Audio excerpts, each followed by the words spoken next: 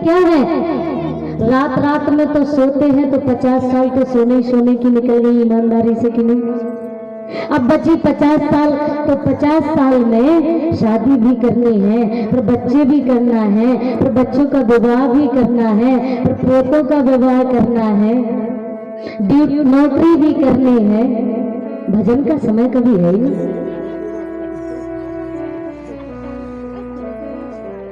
कभी भजन का टाइम मिलता ही नहीं। हमें विषयों से वैराग्य नहीं हो रहा, इसलिए हम चाहते हैं कि हम तपस्या करने के लिए जाएं।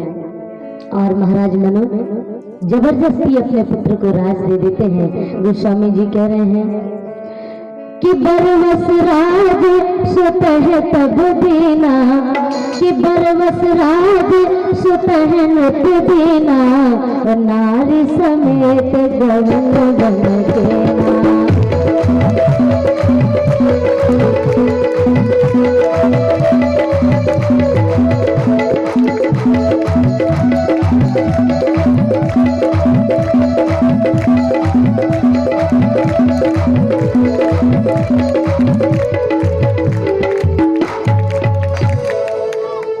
बोले बरवस राज, ऐसे पुत्र थे महाराज मनु के कि जबरदस्ती राज दिया पिता ने तब लिया। और आज के पुत्र हो तो ऐसे हाथ करके क्या चाबी कहे दे, विवाह होके आएंगे 1 हफ्ता लगेगा, पत्नी जी कहेंगी कि देखो तुम्हारी वो माँ है ना, मड़ा में से शक्कर दाल निकालती, हमें अच्छा नहीं लगता, चाबी ले लो। लेकिन महाराज तानपाद जो महाराज मनु के पुत्र हैं वो कितने अच्छे हैं, क्यों? क्योंकि उनमें भारतीय संस्कृति कूट कूट के भरी है।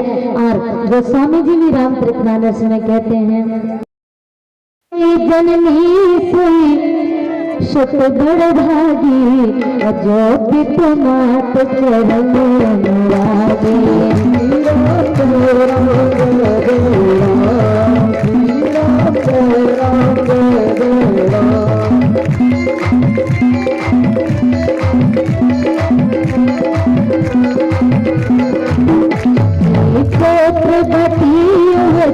जग सोए रघुपति भगत जात सुख होए, छत्रपति जग सोए रघुपति भगत जात सुख होए।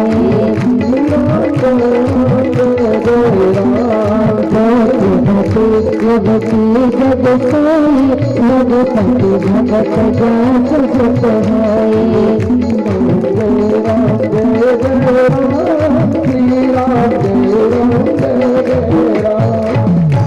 बोले राघवेंद्र सरकार की।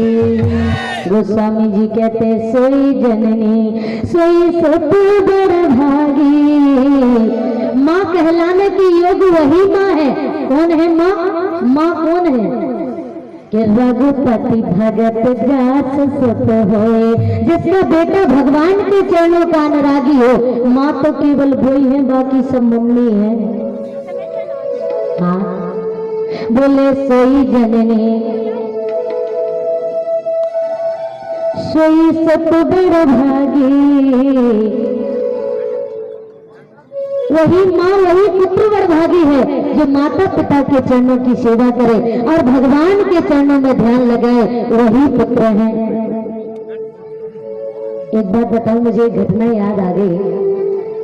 जब मैं छोटी सी थी, लगभग 2 की क्लास में पढ़ती थी, 2 में पढ़ती थी मैं। बहुत ध्यान से सुनना, काम की बात है आप लोगों के। भैया लोग बहुत ध्यान से सुनना, बड़े काम की चीज है। भैया लोगों के काम की चीज है, गद्दा लोगों की तो थोड़ी कम है, लेकिन आप लोगों की है। जब मैं ये 2 की क्लास में पढ़ती थी तो 2 की हिंदी में एक कहानी थी कि एक अंधा था एक लंगड़ा था। आप लोगों ने भी पढ़ी होगी, बहुत लोगों ने।